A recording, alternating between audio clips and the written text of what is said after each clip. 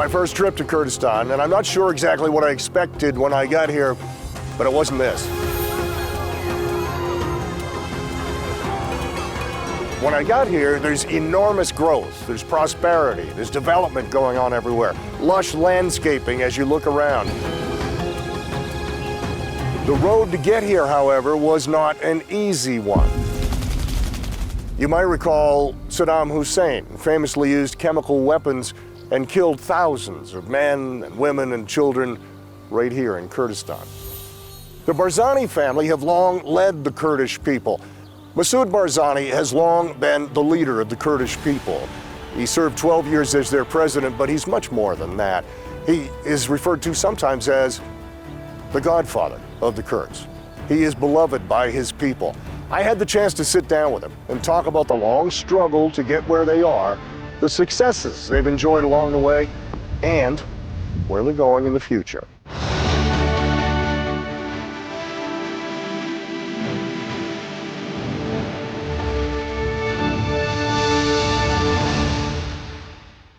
Mr. President, thank you for doing this. Fine, thank you. Working for the good of the Kurdish people could be said as a family business. You have spent your entire life working for the good of your people. And I think in terms of my own life, my father was my biggest influence. Tell me about your father, and tell me maybe early memories, but the influence on you becoming who you are and your drive to succeed in life. Of course, my dad had a lot of influence on me, but I would like to share this information with you that when my dad left leading Peshmergas and led to the former Soviet Union, I was 6 months old at that time. When he came back, I was 12 years old. So in that period of time, I haven't seen my father, but I knew that he's not here. He's there working for the sake of the greater good of the Kurdistani people, to serve our people. And that's why since that time, I have been feeling responsibility toward my people. But I'd like to say that, to share this with you as well, the history, the practical history of our family, I can say that starts from my uncle, from the Sheikh Abdulsalam Barzani, is the second, who has been working at the early stages of the 20th century, has been working relentlessly for the sake of the greater goods of Kurdistan, but unfortunately later he has been executed by the Ottoman Empire in 1940, and since then we have been continuing in our struggle for the sake of the Kurdistani people's right. You have witnessed man's cruelty to man. You've seen evil, you've seen just terrible things. And yet from that, when we get here today, Kurdistan is a beautiful place, and there's so much activity going on. From the difficult times, how were you able to draw hope and goodness and optimism and move forward and create what is here now?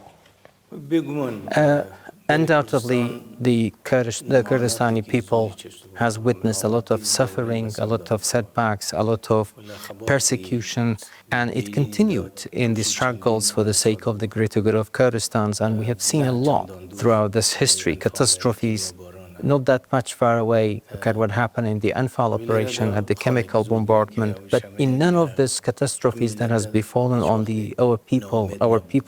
our great people, they have not lost hope, and they have had their determination with hope that they are going to succeed one day, and they have succeeded. So the continuous struggle, the perseverance of our people, the sacrifices of our people has led and motivated our people in order to reach to today that we have. So what we have right is the result, and is the cultivations of the thousands of lives of the spirits of our young people who have sacrificed to the sake of this, and they have seen a lot, and we are very proud of that. Nobody has granted us what we have right now. What we have is the result of the struggle and the bloods of our people. At a university anywhere, the introductory courses are called 101. If you take Business 101 or you take Politics 101, it's an introduction to those topics. So for Americans that are still learning about Kurdistan, give me Kurdistan 101. What should they know? We are a nation in this part of the world, and we have been here for a long time. Maybe we have been here in this area way before much of the other nations that they are around in this area. And we are a nation that we have seen a lot of oppression, a lot of persecution. And in the post-World War, the First World War, there has been a division for our land, for our people, without asking any questions whether we are with who we want to be, whether we want to be independent or not. And the first time at the Sevres agreement, the Kurdistani people, they have been given the rights of self-determination, but that has been annulled by the Lausanne agreement later. And they have taken out that right from the Kurdistani people. So that division, that imposed divisions on the Kurdistani people has created a bitter reality, and we understand of this reality that we don't want to change that reality through violence or through anything, because we as the Kurdish people, we don't want violence. And the Kurdistani people, they have been deprived of their basic rights after that division, and they have faced with a lot of oppressions and persecutions, but we are a peaceful nation, and we are not with the violence. We don't want to change the status quo through force or through violence. We wanted to have a mutual understanding through dialogue in order to live side by side in tranquility with the other nations around, through democracy and through coexistence. And we know that each part of the Kurdistan has their own specific situations, and that should be respected within their own countries through dialogue. They should not be deprived of their national right. Syria is your neighbor. Syria has recently undergone a change in leadership in government. What can you tell me about the new leader in Syria? Undoubtedly, the change and transition or the transformation that happened in Syria, it was expected to have that kind of the transition and the transformation, but it was not expected to have it that much quick, that hastily size. But definitely, what happened in Syria is a turning point in the region, and also in the modern history of the region, that has been a turning point. And we know all the backgrounds of the current leaders, or the leaders of the Syrian government right now. But now we are receiving positive messages from them. We don't have direct contacts with them. We have some indirect contact with them, but the messages that we receive for them to have a better understanding for the Kurdish questions, for the Kurdish situation, we receive positive messages from the leaders in Syria right now. So as far as the Kurds are concerned in Syria, we have been supporting them in order to have unity and to go to discuss things with Damascus in one voice. So it was good that to see a Kurdish Unity Conference was held on 26th of April in Kamishlo, and they have agreed to send a delegation to speak in one voice with the Syrian government about the Kurdistan's issue there. So for us, this is important to achieve the Kurdish rights through peaceful means. Let's talk about Iran. You were born within the borders of Iran, and yet throughout your life there have been twists and turns in the relationship there. Where does that relationship stand now between Kurdistan and Iran? It's true that I was born in Mahabad, and Iran is a very important state in the area. It's a neighbor to us, and we never ever wanted to have problems or to create problems with the Iranians. But it's very important that there should be a mutual respect. The relationship should be defined in a mutual respected way, and to safeguard the mutual interests also of the people, and to find peaceful solutions for any outstanding problems or the misunderstanding that is there between us and Iran. It has been there between us and Iran. But in the same time also, we don't want neither the Iranians nor any of the neighboring countries to intervene in our own affairs. And it's true that the relations with Iran has ups and downs, and we had some problems, but now I can define the relationship with Iran as a normal relationship. We have relationship with them, but I would like to underline this, that we don't want to be dragged into Iranians' competitions or confrontation with the others, and we don't want to be part of that kind of what Iran's confrontation has. But I would like to underline that we don't accept any of these countries to intervene in our own affairs. You talk about mutual respect, and I think in terms of the Iranian-U.S. relationship, and in my entire adult life, it has been very poor. There has never been a time where the two nations have gotten along well. And right now, we see the Trump administration cautiously walking into some conversations. They're very careful. Both sides are very careful. Both sides clearly do not trust the other, but both sides are open to a dialogue. Do you have any advice for for the U.S. administration as they enter into dialogue for the first time in a long time? As a principle, as long as there are opportunities for dialogue, for conversations, to find solutions for the outstanding problems, we prefer that kinds of the dialogue and the conversations between two competing parties. And it's much, much more better than having war or instability in the area. So that's number one principles that we have. Number two, we do hope that the current negotiation or the current talks or conversation is going to result into the greater goods for all the people in the area, in the region, in the area, to protect and to deepen the stability in the area. But we do not hope to see any agreement that will be at the expense of the other people in the area. President Trump has said any agreement needs to be a nuclear-free Iran. Is that a reasonable request on the part of the United States?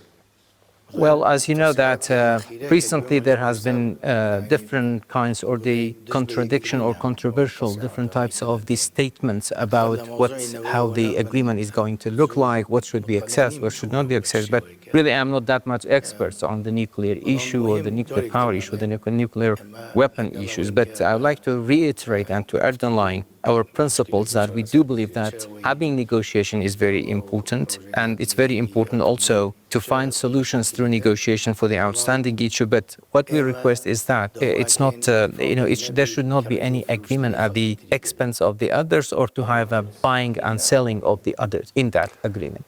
Let's talk about Kurdistan's relationship with the United States. I read an interview from maybe 8 or 9 years ago where at the time you said, I'm not sure what the relationship is. It was a stressful time. There was a lot going on. A couple of weeks ago, you had a phone call with Secretary of State Rubio. This past week, you met with one of his people here. What is the current state of the relationship with the United States? First, I would like to be very righteous about the situations and to say the things as the name. If you have been in Erbil 20, 30 years ago, you would have not seen Erbil as developed as you see it right now. And that goes back thanks to the key role that the United States has played in 1991 by provide comfort and having the safe haven area in the area that has led us to have the opportunity to reconstruct our own country and also to breathe freely in the area away from the regime and also to establish for the institutions that we have. Second, in the fight against ISIS, definitely had it not been for the United States, it would have been very much more bloodier for the Peshmerga forces that they managed to break the myth of ISIS and to defeat them. Had it not been for the United States, it would have been much more bloodier for our Peshmerga forces. But definitely, third point is that we are looking forward to having a better and stronger relationship with the United States. In the course of your life, you've had the opportunity to meet with popes and with world leaders from all over the globe. None of them are quite like Donald Trump. Tell me your impressions of President Trump. I have not President Trump yet, and definitely President Trump has a different style of presidency, which is make him different from the other president. But I want him also to be successful. I wish him to be successful. I wish the people of the United States to be successful. But I'd like to say that really I applaud President Trump for some of his decisions that he has made. I don't want to go into the details, but part of his decision really he has my full support.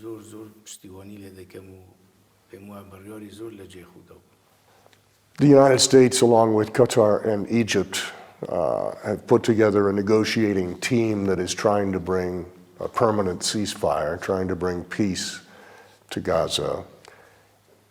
Any advice, with all the experience you have had, any advice to the team from the United States and from the other nation states moving forward in that effort? It's very apparent, very clear that if it's not being, it's only can be solved by the United States in the area. The United States is playing a very major role in finding a permanent solutions for the area because the catastrophe that we have witnessed in Gaza and the human catastrophes that we have seen in the area, United States has the ability and can play a very important, a major role to push the others also to have a permanent ceasefire and to find solution for that. And as far as from our part is concerned, we are supporting any effort that is going to lead to end this catastrophe, the humanitarian catastrophe that the people are suffering from. Let me change that question just a little bit, and that is there are differences, of course, but the Kurdish people have faced challenges and persecution and difficulty and overcome them. And you are now thriving. You've got a healthy economy. You've got all kinds of good things happening. What can the people of Gaza learn by looking at Kurdistan and your success? The people of Kurdistan has a very deep-rooted culture of coexistence and accepting each other. And throughout history, the Kurdistani people, we have not had any kinds of the religious or sectarian problems with anyone within or outside of the Kurdistan region. And so that has helped us a lot. And as you know, for us, we as the Kurdistani people, as the Kurdish people, we have gone through very, very ups and downs and difficulties. We have seen a lot of different types of the oppressions. For example, the Anfal campaign that has led to that 180,000 people, their fate is unannounced for, is unaccounted for, and in the 70s and the 80s, the Iraqi regime, with 1 second, they have killed 5,000 women and children in Halabja area. Of course, they have used the chemical weapon in the other parts of Kurdistan, but the catastrophe, the chemical bombardment in Halabja was very intense, and we had lost a lot of people there. The Faili Kurds, the Iraqi regime also took 12,000 of the Failis, young Failis, and their fate is unaccounted for. From the Barzani tribe, 8,000 male Barzanis also, they have been taken and they buried, and their fate is unaccounted for. So altogether, the Kurdistani people, 180,000 people are missing, and their fate is unaccounted for. That was just a few years ahead of 1991, when the Iraqi regime, after they have been defeated in Kuwait, and we had the glorious uprising of 1991, the Kurds, the Kurdistani people, they have not made any revenge. And they have kept that kind of the spirit of the tolerance. And for myself also, not only they have not made any kinds of the revenge, they have been feeding and releasing the same Iraqi soldiers that they have killed all of these people earlier. I even myself was not expecting that deep-rooted culture of coexistence that our people is not going to seek revenge, and I was very proud of that. So there are two types of the war. When a war is imposed on you, then you have a defensive fighting back, and the defensive is your right. But if you want to initiate a war on the others, bad and the terrible things that happens, but the worse than the fight is the giving up and surrendering, which is terrible, and we are not going to accept that. So in order to summarize it, is that we have not attacked others, we have been defending ourselves, and we have not been making any kind of revenge, and we have been tolerant. So if they can example of to take it as an example and to get benefit from it, I think these are important points that they should take it from us. I framed that last question in terms of what could they learn from your success. So let's talk about some of that success. The economy here is doing extremely well. When I look around Erbil, development is everywhere, activity is everywhere. There's a feeling, a comfort, but there's an optimism clearly there. Talk to me how you got to the point. After all the struggle, how did you get to the point where you have had such great success in economic development? As you know, that the people of Kurdistan, they love their country, whether they are in the private sector, whether they are in the government sector, they all love their country, and so that's why they are all working for the reconstruction of the country. And I would like to say that in 1991, when we had the uprising, when we liberated our area, out of 5,000 villages, we had 4,500 villages completely destroyed and razed to earth. So when I was visiting different parts of Kurdistan in 1991, I was saying that how hard it is for all of us to reconstruct these villages. And it looks like, at that time, it looked like to be a very impossible mission for us to reconstruct this area. But now, after all of this reconstruction, when I travel again to the different parts of Kurdistan, I look like it, as I said, it looked like an impossible mission to manage to receive to what kind of the construction we have in these areas that has been destroyed in the other time. But that has been also achieved through the resilience and the perseverance of our people, whether in the private sector or in the government, in the KRG. but with the support of our friends as well. So I would like to say that our country also is a very rich country. The Kurdistan region is a very rich country. And when Iraq was established as a state, Iraq thrived as a state because of the revenues that Iraq got from the oil of Kirkuk, which is Kurdistan's oil as well. But they have been buying weapons and missiles and everything, destructive weapons. And then they attack Kurdistan using the same weapons that has been bought by the money and the revenues from the Kurdistan's oil. But after the removal of the Iraqi regime in 2003, we have looked at it as a golden opportunity for all of us to establish a new Iraq. So that's why we have very strongly went back to Iraq with the support of the United States, and the Kurdistani parliament here also decided that and defined our relationship with Baghdad, and with the support of our friends, the United States, we managed to pass a constitution, which do believe that for that time it was one of the good constitution, and still it is a good constitution, but the condition was that they have not been abiding by this constitution. And have we had not this kinds of this commitment by the Iraqi government and the Iraqi politicians at that time for the blocking the constitution, we should have had more progress. But look at what happened in the past. By not abiding the constitution, they have cut the budget of Kurdistan region in 2014. And we have faced also with the fall of the oil prices, with the coronavirus, with the fight against ISIS, so that all of those challenges had weakened the scale of the progress in Kurdistan. Had we had not all of those kinds of the problems, we would have had much more progress than what you see right now with the support of our people. But the people's determination helped us to face all the challenges and the hurdles we face. You have also stressed the importance of education, and not just in the urban areas, but all over, everywhere. Tell me how that is being implemented and why it's such a priority for you. We strongly believe that the very important base for development is education for any nation. So that's why we have been stressing a lot on the education, and even not now, even when we're in the revolutions and in fighting for the struggle of our people, even under the bombardments of artilleries and fighter jets, we have been continuing educating our people, even sometimes the caves where the school rooms for our students at the time, because we do believe that an educated nation has more opportunity for progress. An educated nation, they don't have that much possibilities to develop. I want to say a name to you and get your immediate response, and that name is President George W. Bush. President George W. Bush has a special space in our hearts, and we have a lot of great appreciation for him. And he's a great, great friend of us. The one thing I've heard about repeatedly since I've been here, not only from the Kurdish people, but from people who have moved here from elsewhere, is about the Kurdish culture. They all say, Tim, you'll love the Kurdish culture. These are wonderful people. Tell me about the Kurdish culture. What does that mean? Well, as far as the Kurdish people are concerned, well, in politics, in economy and commerce, the Kurds have not been given that kinds of the freedom of movement and a lot of oppression in both years.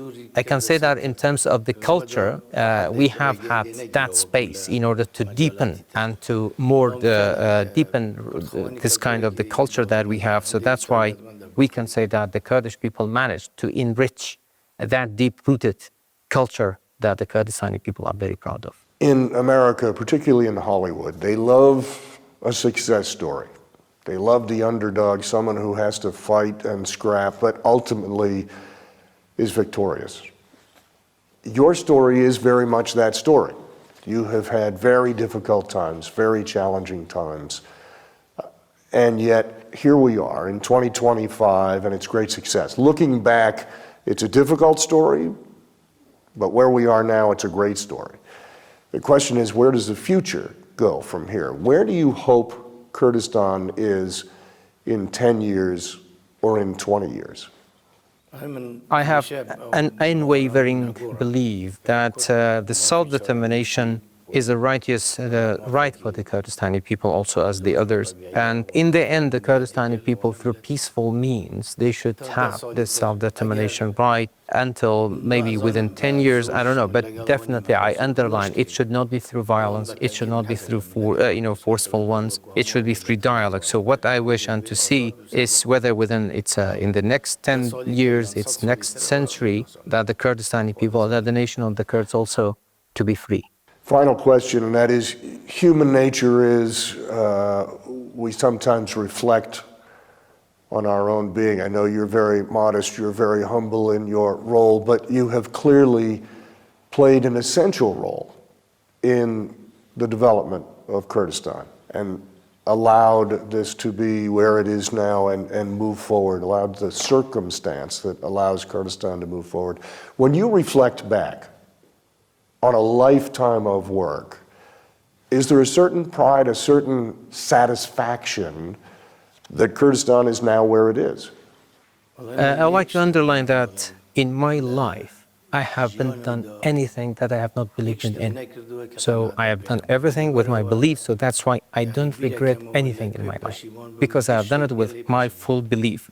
But from the current situation, when you look at some of the situation in the past, had I had that knowledge about that situation from now, maybe I would have had some more different kinds of the decisions or different kinds of the position, but that's based on the current information that I have on the past. But definitely, I underline, I don't regret anything, because whatever I did with my full belief. But concerning the certain points with a lot of satisfaction that has left for now, I think really what happened in 1991 during the uprising time, when I saw my people free, when I saw the region free from the oppression of the regime. So that's a very satisfactory period that I recall. But also, when I was 12 years old in 1958, when my dad came back and my uncle, Sheikh Ahmed, was freed from the prison, and we as the Barzanis were allowed to go back to Barzani village, also that was a very momentous time for us, satisfaction time. But I don't have the same one as 1991, because in 1958 I was only 12 years old, so I don't have the amount of that satisfaction that I had it in 1991. Mr. President, thank you very much. Thank you. Enjoyed it.